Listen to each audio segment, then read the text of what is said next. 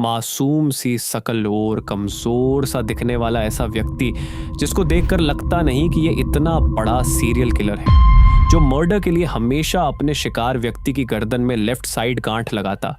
ये हत्या के लिए सिर्फ महिला को ही चुनता। हत्या के बाद निशानी के तौर पर महिलाओं की चूड़ी और बिंदी साथ ले जाता।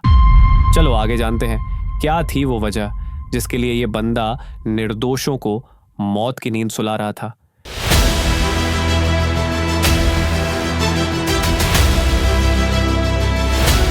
चलो कहानी शुरू से शुरुआत करते हैं। ये कहानी है यूपी के एक सीरियल किलर की, एक ऐसे सीरियल किलर की कहानी जो मर्डर के लिए हमेशा अपने शिकार की गर्दन में लेफ्ट साइड गांठ लगाता। हत्या के बाद निशानी के तौर पर महिलाओं की चूड़ी और बिंदी साथ ले जाता। 5 जून 2023 सोमवार बरेली का शाही गांव। जेठ की तपती दोपहर के 1 बजे थे। तापमान 38 डिग्री के पार। हवा ने जैसे न चलने की कसम खा ली हो। गांव की गलियां सुनसान थी। भरी दोपहरी कोई बाहर निकलने को तैयार नहीं था। इसके बाद भी 55 साल की कलावती अपने खेत जा रही थी। उसके सिर पर पड़ा पल्लू पसीने से भीग रहा था। कलावती तेज कदमों से चल रही थी। पीछे से एक आवाज आई जैसे कोई बंदा उसका पीछा कर रहा हो। और आवाज लगाकर बोला, भाभी कहाँ जा रही हो? कलावती पलटी। देखा उसके सामने 30 से 32 साल का एक टेढ़ी आंख से देखता एक लड़का खड़ा था। उसकी मुस्कान में कुछ अजीब ही व्यवहार था, जैसे भीतर छिपा जानवर बाहर झांक रहा हो। वेस्टर्न यूपी वाली कलावती ने कड़क आवाज में जवाब दिया, तेरे से कोई मतलब? युवक ने धीरे से हंसते हुए कहा, अरे भाभी बस इतना कह रहा हूं, तुम बहुत खूबसूरत हो, मुझे अच्छी लगती हो। कलावती ने गुस्से से जवाब दिया। जा रहा है कि गाली खाएगा? और कलावती ने अपनी चाल और तेज कर दी। वो निडर दिखने की कोशिश कर रही थी पर सांसें तेज हो चली थी। युवक पीछे पीछे चलने लगा। अरे नाराज क्यों होती हो? सुनो तो, तुम सच में बहुत सुंदर हो। कलावती ने हिम्मत जुटाई और पलटकर चिल्लाई, नास पीटे, तू जाता है या मार खाएगा? वो तेजी से चल रही थी। गन्ने के खेत अब नजदीक थे। युवक और करीब आया, धीरे से लेकिन जहरीली मुस्कान के साथ बोला, करोगी मेरे साथ क्या? ये सुनते ही कलावती का गुस्सा फूट पड़ा। वो पलटी और चीखी, तू चप्पल खाए बगैर मानेगा नहीं, रुक। इससे पहले कलावती चप्पल उठाती, युवक ने झटके से उसका हाथ पकड़ लिया। कलावती चीखी, लेकिन उसकी आवाज सुनसान खेत में गूंजकर खामोश हो गई। युवक उसे खींचकर गन्ने के खेतों में ले गया। कलावती कुछ समझ पाती इससे पहले उसने कलावती की साड़ी का पल्लू खींचकर गले में लपेटा और पूरी ताकत से कस दिया। कलावती की सांसें थम गई, उसकी आंखें खुली की खुली रह गईं। दरिंदा यही नहीं रुका, उसने लाश के साथ घिनौनी अश्लील हरकतें की।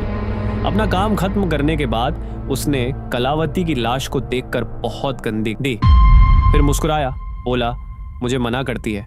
इतना कहकर लाश से नथनी, कान की बालियां और गले का हार उतारकर जेब में रखा और चलता बना। और अब शाम 4 बजे चुके थे। धूप थोड़ी नरम पड़ चुकी थी। खेतों में काम करने वाले मजदूर खेत में आने लगे। तभी एक मजदूर की नजर गन्ने के खेत में पड़ी। उसने देखा एक औरत की लाश, कपड़े बिखरे हुए, चेहरा नीला पड़ चुका था। और फिर पास जाकर देखा तो बोला, अरे ये तो कलावती है। और उसने आवाज लगाई तो उसकी आवाज सुनकर आसपास के लोग दौड़े आए। गांव में हल्ला मच गया। किसी ने फोन लगाया और पुलिस को खबर की। थोड़ी ही देर में पुलिस की जीप खेतों की पगडंडी पर पहुंची। पुलिस ने मौके का मुआयना किया। गन्ने के खेत में टूटी हुई चूड़ियां, एक पुरानी चप्पल और मिट्टी में कुछ धुंधले से निशान मिले। केस दर्ज कर जांच शुरू कर दी गई। पुलिस ने खूब जोर लगाया लेकिन कोई सुराग नहीं मिला। पुलिस कातिल को खोजती इससे पहले ही 19 जून को खेत में काम कर रही 40 साल की धनवती की ठीक इसी तरह से गला दबाकर हत्या कर दी गई थी। इसके बाद 22 जून, 30 जून, 23 अगस्त को भी इसी पैटर्न में महिलाओं की हत्याएं हुई। मृत्यु करने वाले के जुनून का कालक्रम देखो। 5 जून 2023 कलावती 55 साल, शाही गांव में गन्ने के खेत में शव मिला। साड़ी से गला घोंटकर हत्या की गई। नाक और कान के गहने गायब थे। 19 जून 2023 धनवती 40 साल, शाही गांव में खेतों में काम करते समय मृत पाई गई। पल्लू से गला घोंटकर हत्या कर दी गई और नाक और कान के गहने गायब थे। 22 जून 2023 कुसुमा देवी, खजुरिया गांव में गला घोंटकर हत्या, शव क्षत विक्षत अवस्था में मिला। 2 जुलाई 2023, अनीता 45 साल, कोबुजिया जागीर गांव में अपनी मां के घर से लौटते समय गन्ने के खेत में मृत पाई गई। 29 जून 2023, प्रेमवती खेत के किनारे घास लेने गई थी, वापस नहीं लौटी, साड़ी से गला घोंटकर हत्या कर दी गई। 23 अगस्त 2023, वीरवती शाही क्षेत्र में गन्ने की फसल में एक शव मिला। 31 अक्टूबर 2023, महमूदान 65 साल, लखीमपुर निवासी, शाही पुलिस स्टेशन क्षेत्र, समान पैटर्न। 20 नवंबर 2023, दुलारो देवी शाही के एक खेत में मृत पाई गई। 26 नवंबर 2023, उर्मिला शाही में उसी तरह से हत्या कर दी गई और नाक और कान के गहने गायब थे। बरेली देहात के शाही थाना क्षेत्र के गांवों में खौफ का माहौल बन गया था, खासकर उन महिलाओं में जो खेतों पर काम करने जाती थीं। लोग इतने डरे हुए थे कि अपनी औरतों को अकेले बाहर नहीं जाने देते थे, यहाँ तक कि ब्याह शादी में भी अकेले भेजना बंद कर दिया था। पुलिस भी घूम घूम कर लोगों से कहती थी कि महिलाएं अकेले घर से बाहर न निकलें। पुलिस ने हर तरीका अपना लिया था, लेकिन हत्याएं रुकने का नाम नहीं ले रही थीं। तत्कालीन एसएसपी खुले सुशील चंद्रभान ने 2200 सीसीटीवी की फुटेज निकालकर जांच करवाई। किलर को पकड़ने के लिए 600 नए कैमरे भी लगाए गए। 1.5 लाख से ज्यादा मोबाइल नंबर सर्विलांस पर थे। इस बीच एसएसपी सुशील का तबादला हो गया। 26 जून 2024 को बरेली में नए एसएसपी अनुराग आर्य ने ज्वाइन किया। अनुराग के सामने सबसे बड़ी चुनौती इन केसों को सॉल्व करने की थी। उनके पहले के एसएसपी इस सब्जेक्ट को अच्छा खासा बैकग्राउंड तैयारी करके गए थे। अब उसी काम को एसएसपी अनुराग आर्य ने आगे बढ़ाया। अनुराग ने ज्वाइन करते ही मेज पर रखी घंटी बजाई। कुछ ही मिनटों में ड्यूटी इंस्पेक्टर सामने खड़े थे। एसएसपी ने कहा, कल सुबह एक मीटिंग बुलाइए। मीटिंग में सभी थाना प्रभारी, special operating group, local intelligence unit, surveillance के लोग और हाँ, हर बीट का सिपाही भी होना चाहिए।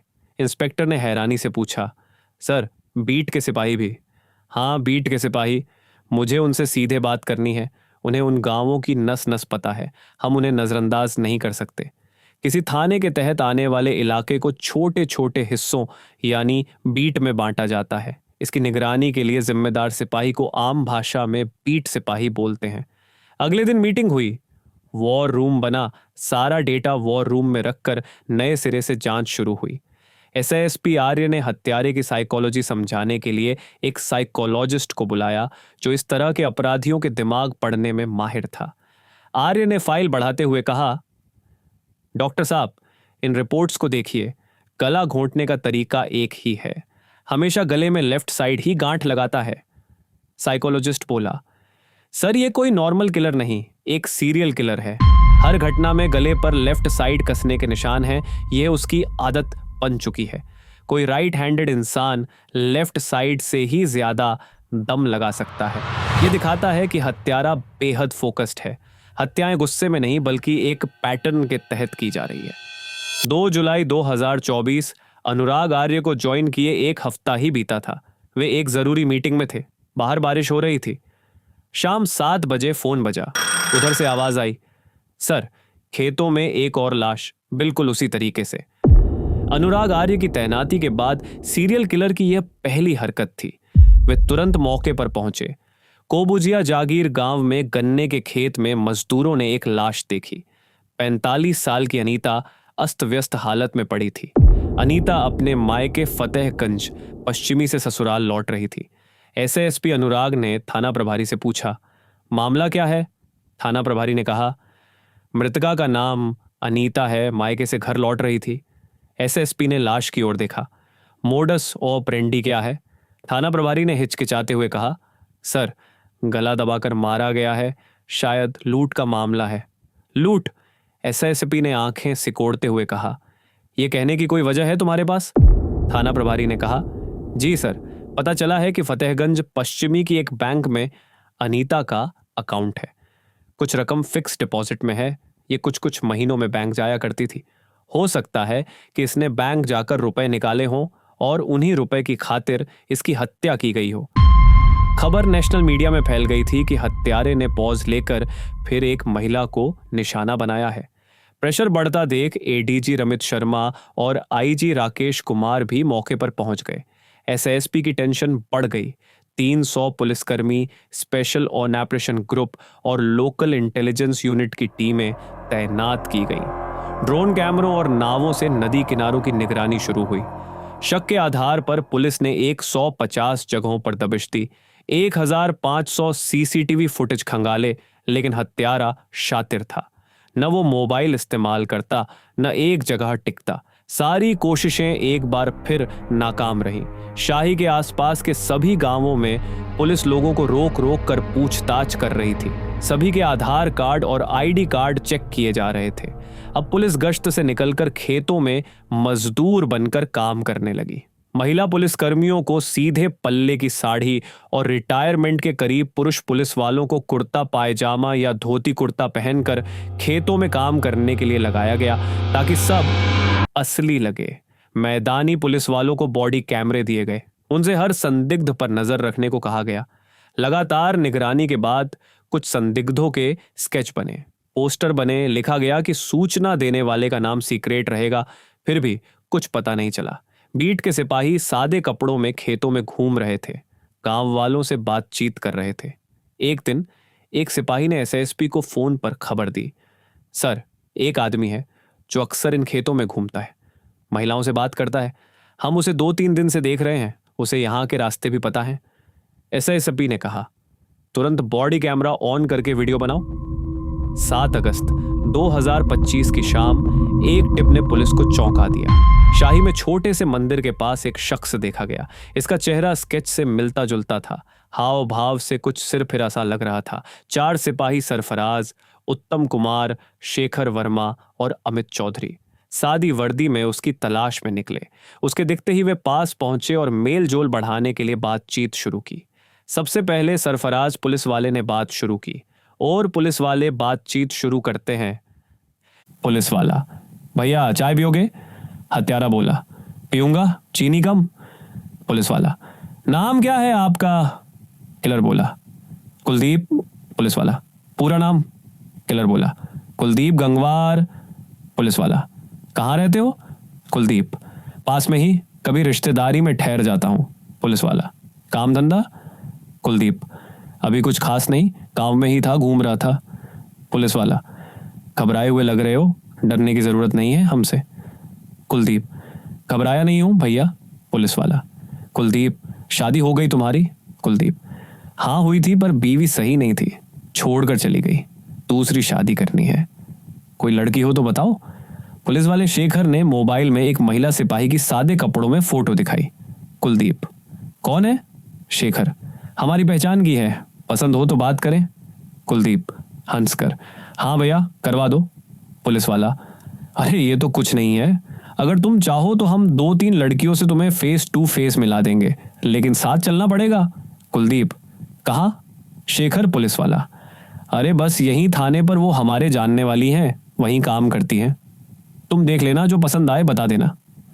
एक सुनसान थाने के कमरे में 4 लोग बैठे थे और उनके सामने बैठा था एक ऐसा इंसान जो दिखने में बिल्कुल साधारण था, लेकिन उसके अंदर छिपा था एक खतरनाक सच। उसे यहाँ एक बहाने से लाया गया था, शादी का लालच देकर। वो आराम से बैठा था। उसे जरा भी अंदाजा नहीं था कि आज उसकी जिंदगी का सबसे बड़ा राज खुलने वाला है। धीरे धीरे उससे सवाल पूछे जाने लगे। सच बताओगे तभी बात आगे बढ़ेगी। वो मुस्कुराया और बोला, पूछो। पहले हल्के फुल्के सवाल हुए, फिर अचानक एक सवाल आया, तुम में दम है? कभी किसी को मारा है? वो बिना झिझक हंस पड़ा और बोला, हाँ कई को। कमरे में मौजूद लोग भी हंसने लगे ताकि उसे लगे कि कोई उसे सीरियस नहीं ले रहा। फिर उससे पूछा गया, ऐसा क्यों करते हो? उसका जवाब सुनकर कमरे की हवा जैसे थम गई। उसने कहा, मैं पहले तो प्यार से बात करता हूँ, पूछता हूँ कि मेरे साथ चलोगी? अगर वो मना कर दे, गाली दे दे या धक्का दे दे तो मेरा खून खौल जाता है। कुछ सेकंड की चुप्पी और फिर मैं उसका गला दबा देता हूँ। अब सवाल और गहरे हो चुके थे। ये सब कहाँ करते हो? उसने बिना डर के जवाब दिया, खेतों में जब कोई अकेली मिलती है उसकी आवाज में कोई पछतावा नहीं था, सिर्फ ठंडा गुस्सा। जब वो ना कहती है तो मैं उसका दुपट्टा या साड़ी का पल्लू, और फिर वो अपनी बात अधूरी छोड़ देता है। कमरे में बैठे लोग अब समझ चुके थे ये कोई आम इंसान नहीं। फिर उससे पूछा गया, ये सब पैसे के लिए करते हो? वो हंसा, पैसे से क्या होगा, मुझे तो बस अपना गुस्सा शांत करना होता है। अब सबसे बड़ा सवाल सामने था, अकेले करते हो या कोई और भी है तुम्हारे साथ? उसने घमंड से कहा, अकेला ही काफी हूं। अब उसे चुनौती दी गई। हमें यकीन नहीं, अगर किया है तो बताओ। वो कुछ पल सोचता है, फिर बोलता है, नाम याद नहीं रहते लेकिन जगहें याद हैं। कौन सा खेत, कौन सा गांव। अब पुलिस को यकीन हो चुका था। उन्होंने एक खास घटना का नाम लिया और वो तुरंत पहचान गया। हाँ, वही गन्ने के खेत वाली। अब खेल खत्म हो चुका था, सच सामने आ चुका था, लेकिन उसे अभी भी लग रहा था कि सब कुछ ठीक चल रहा है। फिर अचानक माहौल बदलता है। उसे पूछा जाता है, खाना खाओगे? वो मासूमियत से कहता है, हाँ, पूड़ी सब्जी। और फिर वो एक सवाल पूछता है, लेकिन शादी का क्या? कमरे में बैठे लोग मुस्कुराते हैं और कहते हैं, बाहर जितने लोग खड़े हैं सब तुम्हारे बाराती हैं। वो खुश होकर हंसता है। सच में? और तभी उसकी जिंदगी का सबसे बड़ा सच सामने रखा जाता है। हाँ, आज तुम्हारी शादी है। हथकड़ी से कुछ सेकंड की खामोशी। अब वो सब कुछ समझ चुका था। फिर आखिरी शर्त रखी जाती है, जहां जहां किया है सब जगह दिखाना होगा। वो बिना घबराए कहता, दिखा दूंगा, सब याद है। कुलदीप पुलिस को मर्डर की एक एक लोकेशन दिखाई थी। अब पूछताछ की बारी एसआईएसपी अनुराग आर्य की थी। उन्होंने कुलदीप से पूछा, तुमने वो काम क्यों किया? कुलदीप ने एसआईएसपी की तरफ देखा और मुस्कुराया। उसकी मुस्कुराहट में कोई पश्चाताप नहीं था, बस एक सुकून था। कुलदीप ने पूछा, कौन सा काम साहब? एसआईएसपी ने उसे मरने वाली महिलाओं के फोटो दिखाए। फोटो देखते ही कुलदीप की आंखें बड़ी हो गईं। उसने कहा, साहब ये सब एक जैसी थीं। एसएसपी ने पूछा, एक जैसी मतलब? कुलदीप, मेरी मां जैसी। एसएसपी ने कहा, पहेलियां मत बुझा, सीधे बता। अब कुलदीप मासूम बच्चे की तरह बिलक पड़ा, बोला, मेरी सौतेली मां साहब, उसने मुझे बहुत दुख दिए। मेरे पापा ने 2 शादियां की थी। सौतेली मां मेरे पापा के कान भरती थी और पापा रोज मेरी सगी मां को पीटते थे। कुछ साल बाद मेरी मां मर गई। उसी कुतिया की वजह से मेरी मां मर गई साहब। उसके बाद भी उसका मन नहीं भरा। वो मुझे रोज पिटवाती, घर के काम कराती। एसएसपी और पूछताछ करने वाली टीम समझ गई थी कि सख्ती की गई तो ये कुछ नहीं बताएगा, इसे इमोशनली बात की जाए तो सब उगल देगा। पूछताछ वाली टीम ने कुलदीप से कहा, तो तुम्हारी शादी हो गई थी ना? कुलदीप बोला, अरे शादी क्या हुई, वो भी मादर चो एम थी, मुझे छोड़कर चली गई। बहुत मनाया लेकिन लौट कर नहीं आई। पुलिस ने कुलदीप से पूछताछ के बाद प्रेस कॉन्फ्रेंस की थी। उसने मीडिया के सामने भी सब कबूल किया था। ये 2 घटनाएं थीं जिसकी वजह से कुलदीप औरतों से नफरत करने लगा था।